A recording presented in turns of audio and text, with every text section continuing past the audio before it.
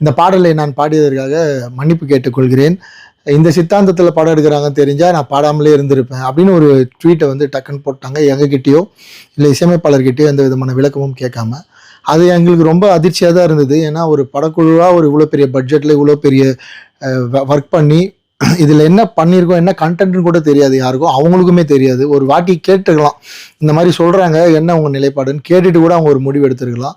So எடுக்காமல் அந்த மாதிரி ஒரு மன்னிப்பு கேட்டதால் எனக்கு வந்து நம்ம என்ன சித்தாந்தத்தில் இருக்கிறோம், நான் என்ன சொல்கிறேன், எப்போவுமே கடவுள் இருக்குதுன்னு சொல்கிற ஆள் நான். இங்கே தமிழ் சினிமாவில் அதுதான் பெரிய பிரச்சனை. கடவுள் இருக்குது, கடவுள் இல்லை அப்படின்னு சொல்கிற சித்தாந்தம் தான் இங்கே பெரிய சித்தாந்தமாக இருக்குது. அதை சுற்றி தான் மொத்தமும் இருக்குது.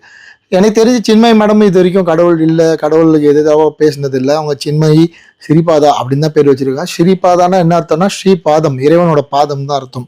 ஸோ பேர்லேயே அவங்க வந்து இறைவனை தாங்கி தான் இருக்காங்க. ஸோ எனக்கு சித்தாந்தமாக நான் அவங்க கூட எதில் வேறுபட்டு நிற்கிறேன்னு தெரியல. அப்படி இருந்தால் கூட நான் இவங்களுக்கெல்லாம் பாட மாட்டேன், இந்த மாதிரி சித்தாந்தம் இவங்கெல்லாம் பாட மாட்டேன்னு எங்கேயாவது அவங்க ஸ்டேட்மெண்ட் கொடுத்துருந்தா கண்டிப்பாக நான் கூப்பிட்டுருக்க மாட்டேன்.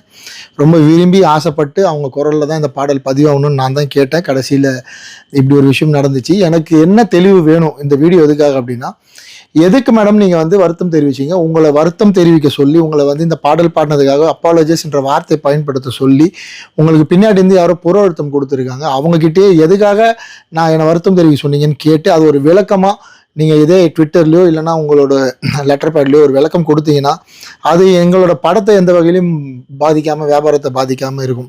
பாடல் நல்லபடியாக போயிட்டுருக்கு. ஆர்கானிக்காக ஒரு 1 மில்லியன் வியூஸ் வந்து நம்ம இப்போ பேசிகிட்டு இருக்க இந்த நேரத்தில் பாடல் நெருங்கிடுச்சு. இருந்தாலும் என்னை சுற்றி இருக்கவங்க, என்னை இவ்வளோ நாள் சப்போர்ட் பண்ணுவாங்க, எனக்குன்னு இருக்கிற மக்கள், எனக்கு படம் பார்க்குற மக்கள் வந்து என்னை சுற்றி கேள்வி கேட்டே இருக்காங்க. அவங்க நிறைய கோரிக்கை வைக்கிறாங்க. அவங்களுக்கு வந்து நீங்கள் கொடுத்த இந்த ஸ்டேட்மெண்ட் மிகப்பெரிய வருத்தத்தை ஏற்படுத்தி இருக்கு.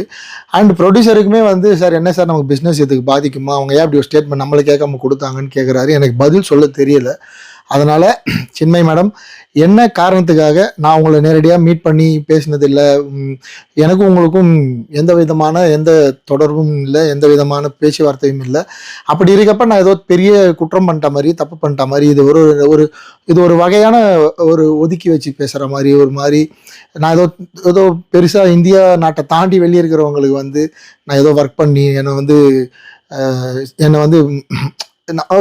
அது அந்த வார்த்தை கரெக்டாக எனக்கு பிரயோகிக்க தெரியல. அப்படியான ஒரு ஸ்டேட்மெண்ட் மாதிரி இருக்குது.